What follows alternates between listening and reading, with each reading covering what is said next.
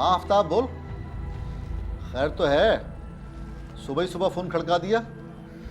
खैर है भाई, वो माँ जी को फ़ोन कर रहा हूँ, माँ जी फ़ोन नहीं उठा रही। माँ जी को फोन कर रहा था? क्यों? तो तू कहाँ है? भाई वो परवीन की माँ की तबीयत ख़राब हो गई थी, तो हम लोग रात से वहीं पे हैं। ओ अल्लाह के वली, मुझे तो खबर कर दी होती यार। भाई बस वो अचानक। चल मैं देख लेता हूँ, हो सकता है मोहल्ले में कहीं गई होगी। ठीक है भाई। हाँ हाँ मैं देख लेता हूँ, तो फिक्र नहीं कर। ठीक है, ओके ओके, अल्लाह हाफ़िज़।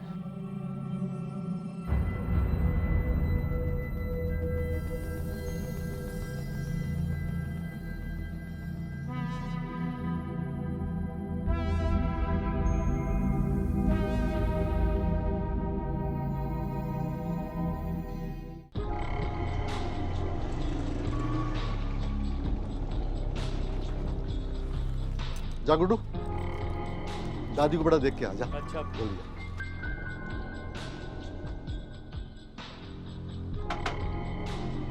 अब्बू, दरवाजा तो खुला है। दरवाजा खुला है तो क्या हुआ? जा बेटा, दादी को बोल के आफ्ताब को फोन कर लो। अच्छा अब्बू। दादी, दादी, क्या हुआ? दादी, दादी, दादी, दादी, अब्बा, अब्बा देखे दादी को क्या हुआ? क्या हो गया? अम्मा, क्या हो गया? अम्मा, अम्मा, अम्मा, अम्मा को क्या हो गया?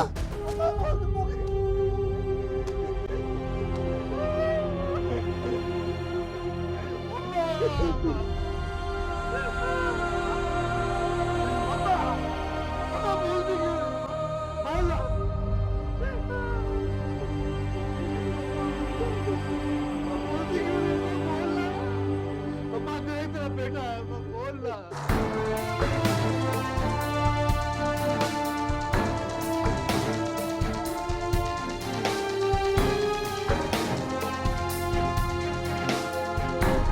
जरा सा नहीं कर।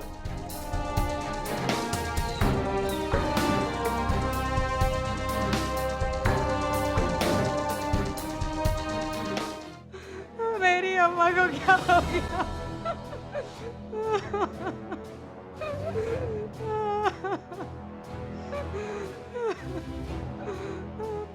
कोई सामान भी गया है?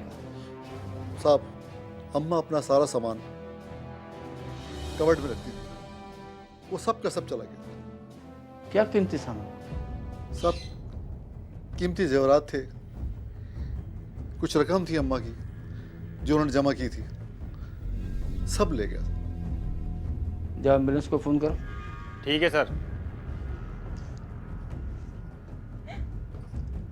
ये कमरा किसका है? सर, अम्मा का था।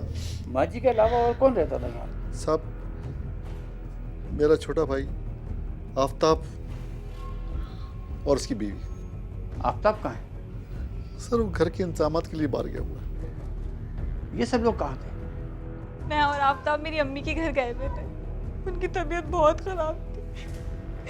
जब हमें पता चला कि माँ जी के साथ। आपको कैसे पता चला? पुलिस को इतला मिली थी कि इलाके में एक बुजुर्ग खातून की लाश घर में मौजूद है। पुलिस ने मौके पर पहुंचकर जरूरी कार्रवाई करते हुए लाश को पोस्टमार्टम के लिए अस्पताल भिजवा दिया।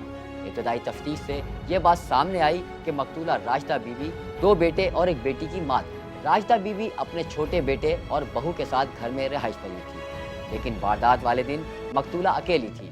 पुलिस का ख्याल था कि कातिल कोई जानने वाला हो सकता है, जिसे इस बात का इल्म था कि वो घर में अकेली है। सर डकैती की वारदात है, माल ले आते, बुढ़िया को मारने से क्या फायदा मिला? हो सकता है बड़ी भी ने किसी को पहचान लिया हो। जिस कमरे में मारा है इसी में माल था, ये सोचने की बात है। सर बड़ी बी के पास माल बहुत था। बहू बेटियों के जेवरात थे और शायद कुछ नकदी भी थी। ये बड़ी अजीब सी बात है। उसी दिन सब घर वाले गायब थे और बड़ी भी घर में अकेली थी। सर ये तो महज इत्तेफाक भी हो सकता है। तुम ऐसा करो कि मकतूला के तमाम घर वालों के फ़ोन नंबर हासिल करके उनके रिकॉर्ड निकलवाओ। सर आपका मतलब है कोई अपना ही मुलविस है? ज़रूरी नहीं है, लेकिन जब कोई शवाहिद ना मिले तो हर नुक्ते पर सोचना पड़ता है।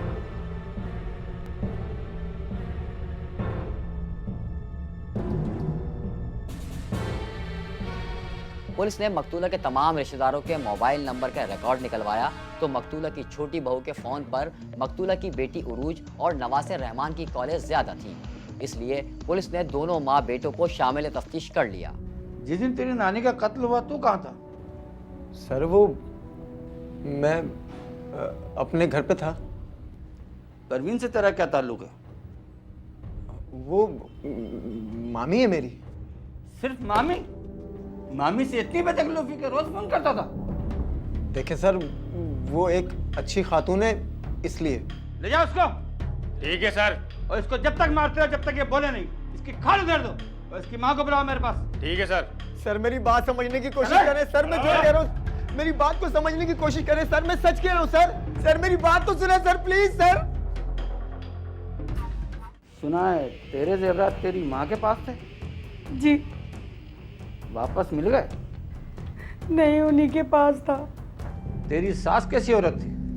जी वो बहुत अच्छी औरत थी, मुझे माँ जैसा प्यार करती थी। लेकिन तेरी नंद उरूज तो कहती है कि तेरा सास के साथ झगड़ा रहता था। परवीन, सूरज सर पे आ गया और खाना अभी तक नहीं बना। हाँ, तेरे कौन से बच्चे हैं जो तुझे घर की फिक्र होगी?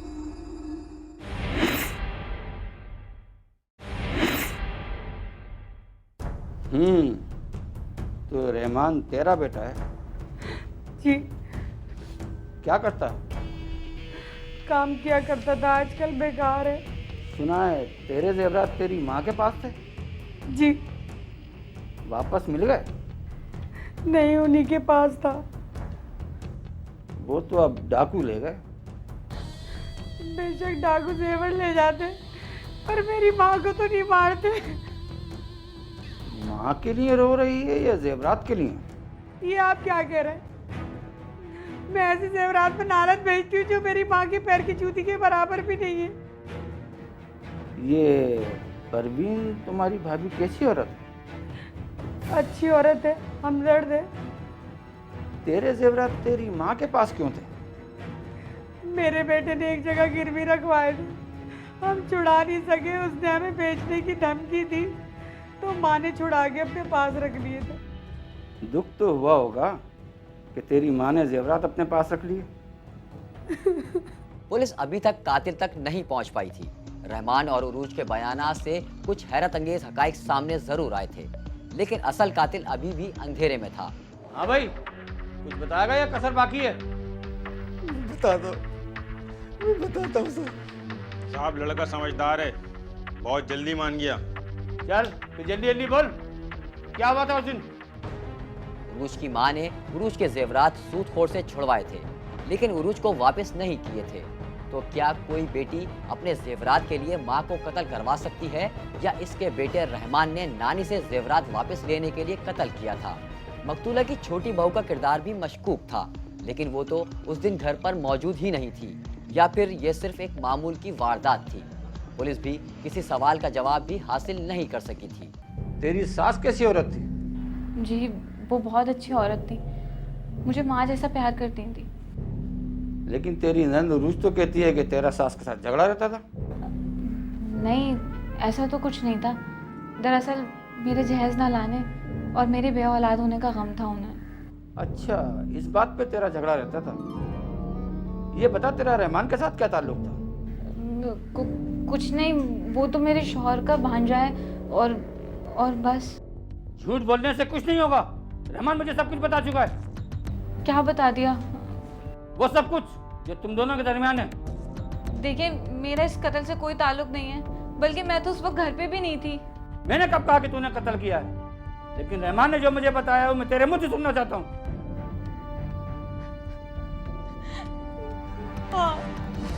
हाँ, ये सच है कि मेरी सास हर वक्त मुझे ताने देती थी क्योंकि मैं जहेज नहीं लाई थी और मैं बे औलाद थी।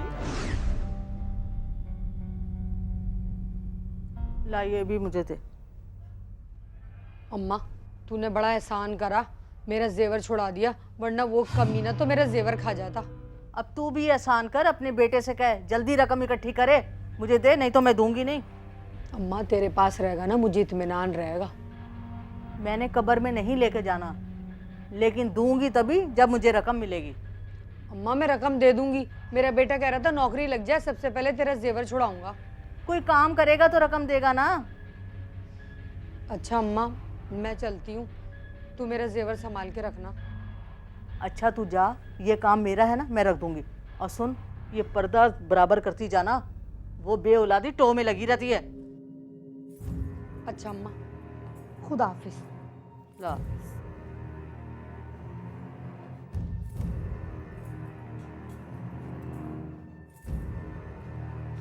अरे बाजी कहाँ जा रही हैं? खाना खा के जाइएगा। अरे घर पे काम बहुत है, कभी तुम भी चक्कर लगाया करो ना। ये लेकर ही नहीं आते। आऊंगी किसी दिन आपके भाई के साथ। अच्छा तुम आना जरूर हमारे घर। जी।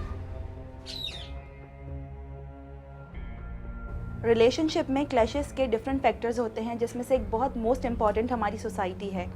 अगर किसी फीमेल की शादी होती है तो उसके बाद उससे सबसे पहली एक्सपेक्टेशन फैमिली की ये होती है कि वो बहुत ही जल्द उनको औलाद दे, और अगर वो ये नहीं कर पाती है तो उसको डिफरेंट किस्म के नेगेटिव बिहेवियर्स फेस करने पड़ते हैं, और वही नेगेटिव बिहेवियर्स उसके अंदर डिफरेंट नेगेटिव फीलिंग्स को प्रमोट करने लगती है, जिसके अंदर रिवेंज भी हो सकती है, जिसके अंदर डिप्रेशन भी हो सकता है और स्ट्रेस भी हो सकता है।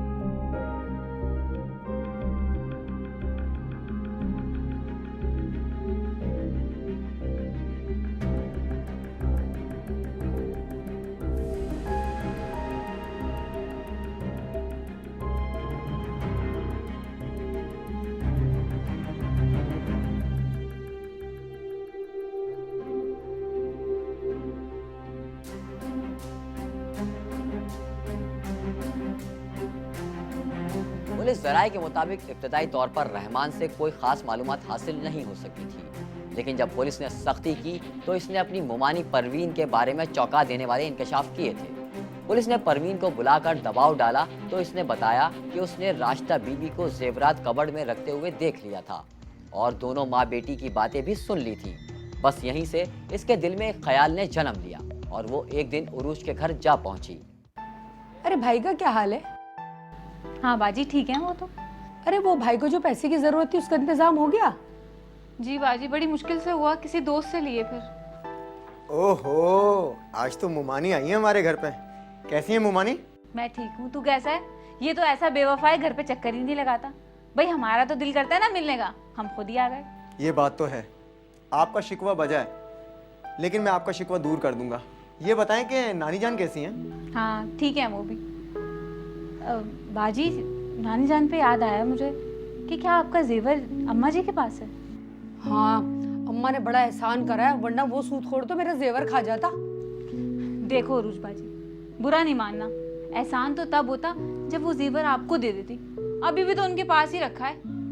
अम्मी आप फिक्र ना करें, आपका जेवर मैं ला कर दूंगा, बस जरा काम लगने दें। जिन माओं के पास ऐसे बेटे हो उन माओं को तो फिक्र ही नहीं है। अल्लाह रखे, बड़ी फिक्र करता है मेरी। आप माँ जो ठहरी, और माँ बाप का ख्याल रखना औलाद का फर्ज होता है। मैं कोई एहसान नहीं करूँगा। अच्छा बाजी मैं चलती हूँ। अरे बैठो ना, कहाँ चली? अरे नहीं, फिर घर जाके खाना भी बनाना है, और आपकी माँ जी जो है ना 100 ताने देंगी मुझे फिर। तो क्या पैदल जाओगी? पैदल क्यों जाऊंगी, ये है ना मेरा भांजा, ये छोड़ के आएगा मुझे। हाँ हाँ क्यों नहीं, मुमानी कहे और भांजा बात ना माने, ऐसा हो सकता है? चल अम्मी मैं छोड़कर आता हूँ। अच्छा बाजी, अस्सलाम वालेकुम।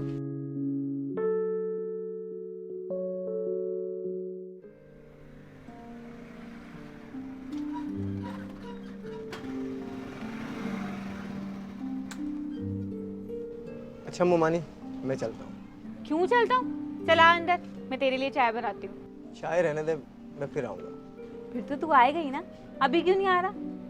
अब तुझे मामी अच्छी नहीं लगती या फिर मामी के हाथ की चाय? चला अंदर।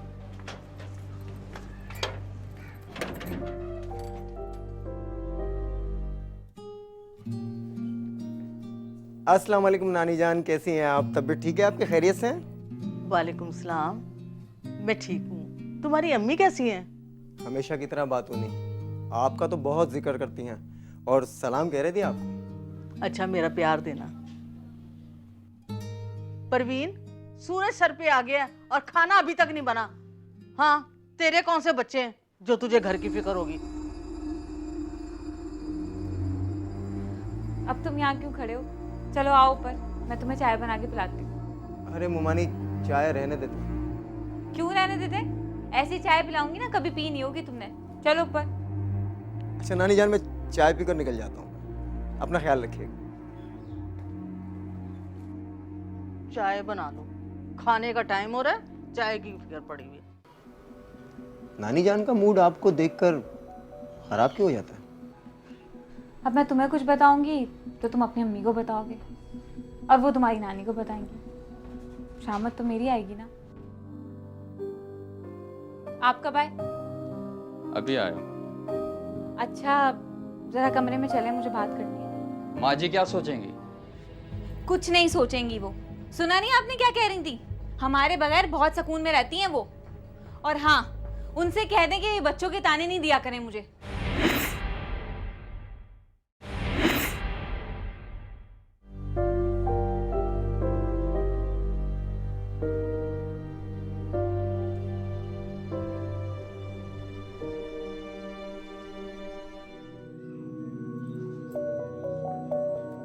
चीनी ठीक है?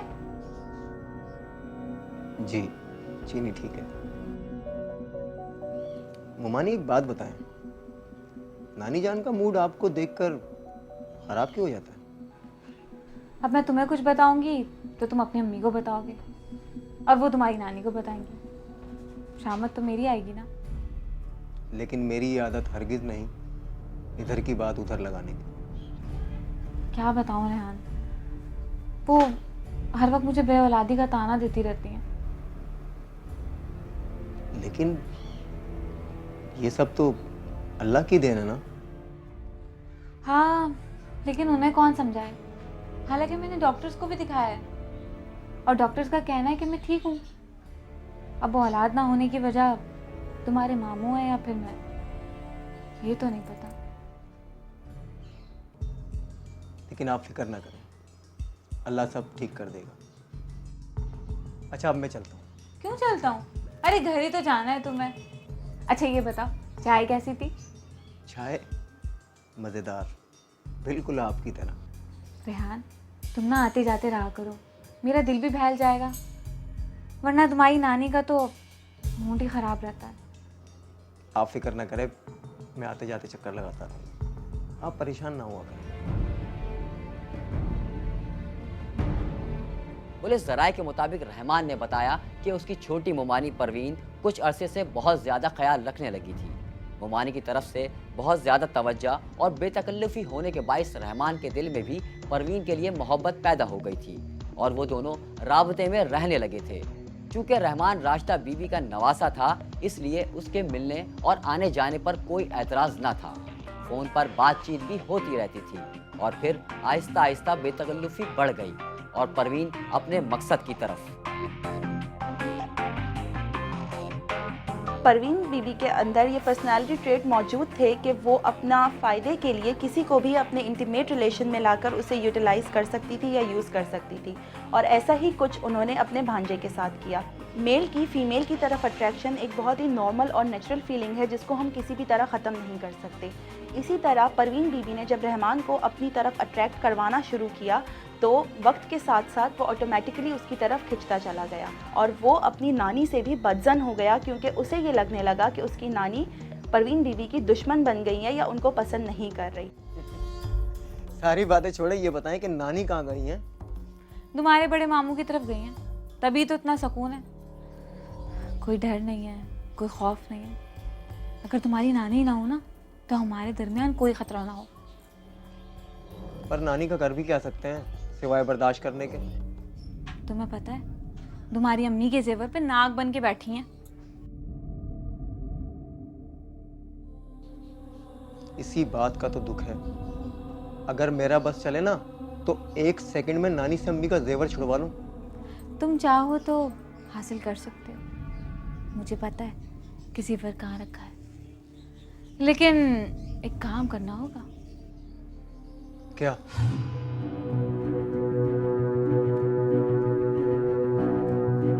साइकोपैथ पर्सनालिटी एक ऐसी पर्सनालिटी है जो कि अपने मफाद के लिए, अपना बदला लेने के लिए किसी भी हद तक जा सकते हैं और वहाँ पर वो अपने इंटीमेट रिलेशंस को यूज़ करते हैं या यूटिलाइज़ करते हैं और उसके लिए उनको कोई भी गिल्ट या किसी भी तरह की शर्मिंदगी महसूस नहीं होती। वो सिर्फ़ और सिर्फ अपना मफाद देखते हैं और अपना बदला लेना चाहते हैं। लेकिन मुमानी, दफा आओ। मुमानी कह के सारा मूड ही खराब कर दिया। एक बात कहूँ, फिर तुझे मुमानी भी कहना नहीं पड़ेगा। लेकिन मुझे मामू से डर लगता है, अगर उनको पता चल गया तो? मैं हूं ना, क्यों डर रहे हो? जिस दिन घर में कोई नहीं होगा मैं तुम्हें बता दूंगी।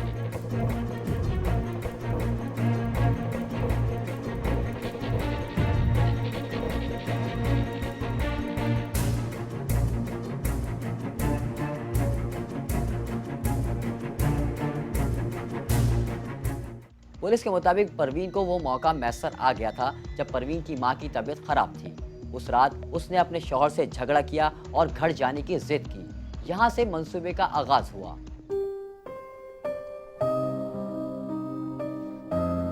अस्सलाम वालेकुम माँ जी। वालेकुम सलाम। जीता रहे बेटा। आ गया तू? वो परवीन नजर नहीं आ रही। इधर ही होगी कमरे में। ले आ गई वो। आप कब आए? अभी आया हूँ। अच्छा, जरा कमरे में चले, मुझे बात करनी है। ना सलाम ना दुआ, माँ के पास ना बैठ जाए। पता नहीं कौन सी बातें करनी होती इसे। यही बता दो क्या बात है। यहाँ क्यों बताएगी? मेरे से ही तो चोरी है। जा सुन ले, कहीं देर ना हो जाए। मुझे किसी से कोई चोरी नहीं है, समझिए आप। अम्मी के घर जाना है मुझे। ऐसे ही ले जा, वहीं मुँह हाथ धुला देना। इसीलिए कह रही थी कमरे में चलने। ये तो होंगे नहीं चुप। जाहिर है मेरे खिलाफ ही कान भरने होंगे ना, तो कमरे में ही भरेगी। मैं नहीं भरती कान, बल्कि साफ करती हूँ जो आप भर देती हैं। तौबा तौबा आफ्ताब, मैं तेरे कान भरती हूँ, तेरी जबान चले। कितना झूठ बोलती है। मेरे क्यों? मेरे दुश्मनों के समान चले। खुदा के वास्ते चुप हो जाया करो। चलो बताओ क्या बात है। कब से कह रही हूँ अम्मी के घर जाना है मुझे। थका हारा आया हूँ मैं। इस बात को फिर कभी देखेंगे। किसी और दिन क्यों? आज ही जाऊंगी मैं। क्यों? आज क्या है वहाँ? तबीयत खराब है उनकी। कितने दिन से लेके नहीं गए आप मुझे। ठीक है, फिर कल लेके चलूंगा। फिर कल? आज जाना है मुझे, आज जाना है। माँ जी अकेली रह जाएंगी। तो पहले नहीं रहती थी क्या ये अकेली? जिद ना करो, मैंने कहा ना तुम्हें कल लेके जाऊंगा। और आप जो जिद कर रहे हैं अपनी अम्मी की गोद में बैठ के। ले जा बेटा ले जा, तेरा खाना पीना आराम कर लेगी। मैं रह लूंगी, बल्कि सुकून से रहूंगी। रह ही न लें आप कहीं सुकून में। जा जाके तैयार हो, मैं मुँह हाथ धो के आता हूँ। वो तो पहले से ही तैयार है, और क्या तैयार करवाएगा? जिसका बच्चा खच्चा ना हो ना, उसने तो तैयार ही रहना है। देख लिया, चलें अब।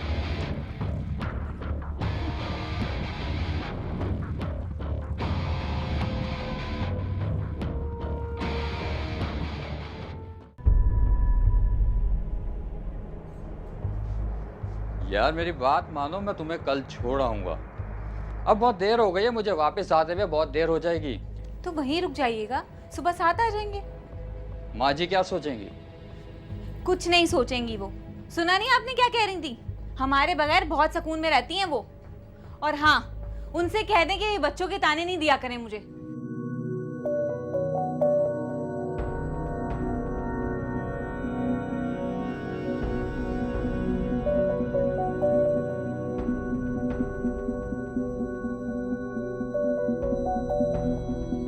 चल छोड़ ना, अब सुन लेने में कोई हर्ज नहीं है। बड़ी है, कोई बात नहीं। छोड़ें। अच्छा ये पहने, जल्दी से तैयार हो जाएं। ये भी ठीक है, इनमें कोई खराबी नहीं है। ये भी ठीक है, चलें फिर चलते।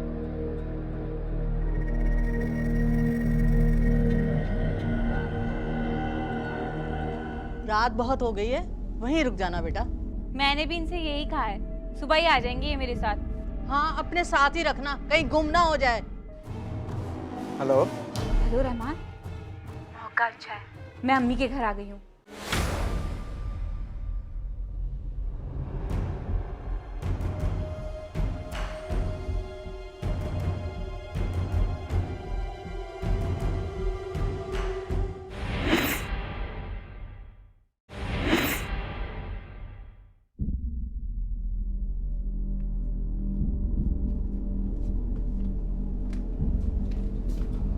अच्छा अम्मा, हम लोग जा रहे हैं। रात बहुत हो गई है, वहीं रुक जाना बेटा। मैंने भी इनसे यही कहा है, सुबह ही आ जाएंगे ये मेरे साथ। हाँ, अपने साथ ही रखना, कहीं गुम ना हो जाए। अजय आपका फ़ोन कहाँ है? तकिए के नीचे ही रहता है, तू इसे ले जा, कहीं देर ना हो जाए। अच्छा माँ जी, खुदा हाफिज। अल्लाह ही हाफिज, मैं को तेरे आसरे पे बैठी हूँ। माँ जी आप भी इसे माफ़ कर दें, मैं चलता हूँ।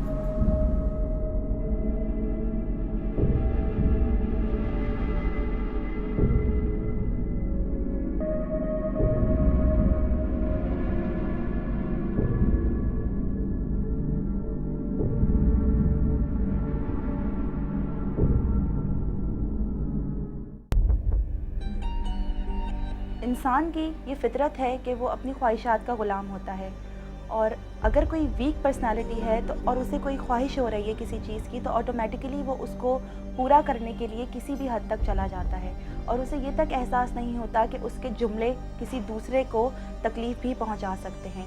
इसी तरह रशीदा बीबी भी अपनी ख्वाहिश के हाथों मजबूर अपनी बहू को मुस्तकिल ये प्रेशराइज़ कर रही थी कि उन्हें औलाद चाहिए ताकि वो अपनी आंखों के सामने उस खुशी को महसूस कर सकें, और उसी वजह से वो कभी कभी उनका रवैया बहुत ज़्यादा हद तक नेगेटिव भी उसके साथ हो जाता था।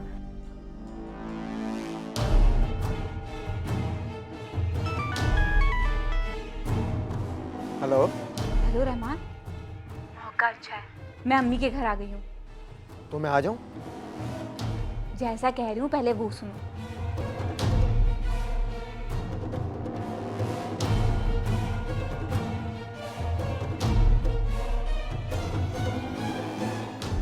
वो तो ठीक है, लेकिन वो आफ्ताब मामू? उनकी फिक्र मत करो, वो मेरे साथ ही हैं और सुबह मेरे साथ ही वापस आएंगे।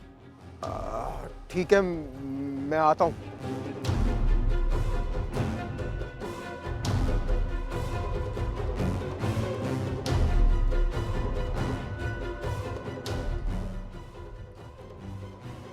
हाँ सल्लू, किधर है? मैं तुझे पिक करने के लिए आ रहा हूँ, रेडी रहना। बस 2 मिनट में आया मैं।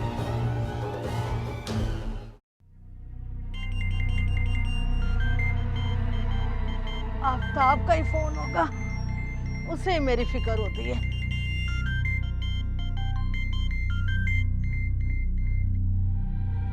अम्मा क्या हाल है? हाँ बेटा, मैं बिल्कुल ठीक हूँ, तू फिक्र ना कर। मैं आ जाऊँ? नहीं, अभी मत आना, हालात वैसे ही खराब हैं और तेरी बीवी का मुंह सूज जाएगा। आपने खाना खा लिया है? नहीं नहीं, हाँ मैंने खाना खा लिया। तू खैर से सुबह ही आना। ठीक है। तेरी बीवी का मुंह सूज जाएगा। अकेले की क्या बात है? अरे बेटा, रात तो ऐसे ही गुजर जाती है, तू फिक्र ना कर, मैं रह लूंगी आराम से। नहीं मेरे बच्चा। ठीक है अम्मा, अपना ख्याल रखना। एक तो मच्छर इन्होंने खा लिया है, मैं एक तो गर्मी और ऊपर से मच्छर। पंखा चला के लेटती हूँ आराम से।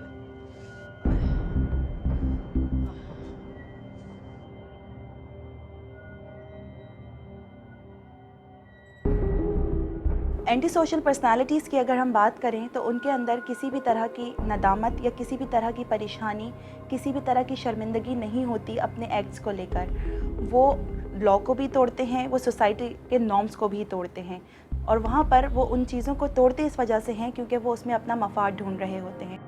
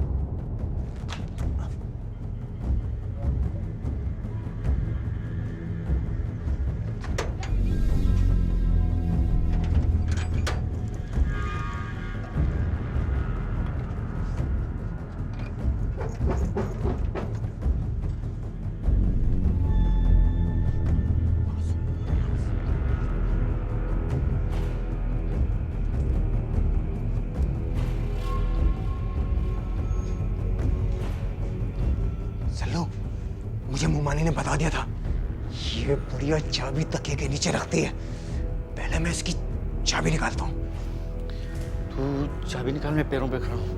ठीक है।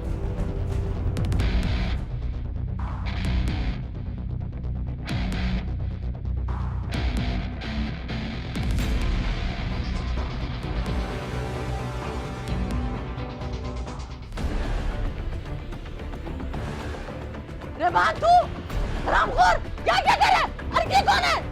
क्या कर रहे हैं तू यहाँ पे? हाँ मैं बता। रवैया रहमान ने भी यहाँ पर शो किया है। उसने अपने एक बहुत ही करीबी रिश्ते को नुकसान पहुँचाया है और उस वक्त वो एक्ट करते हुए उसको किसी भी तरह की शर्मिंदगी नहीं हो रही थी, क्योंकि उसको वहाँ पर अपना मफाद नज़र आ रहा था, या कह सकते हैं कि वो लालच में आ गया था। और वही लालच उसको एक ऐसे रवैये या बिहेवियर की तरफ ले गई जिसकी उसको सारी ज़िंदगी शायद सज़ा भुगतनी है। अबे तू तो मर गई।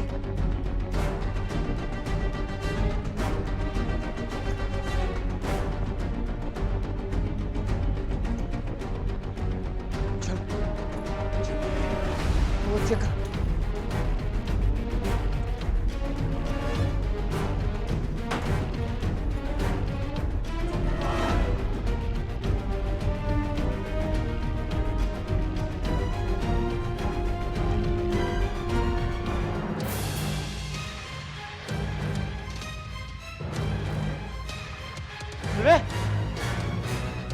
चल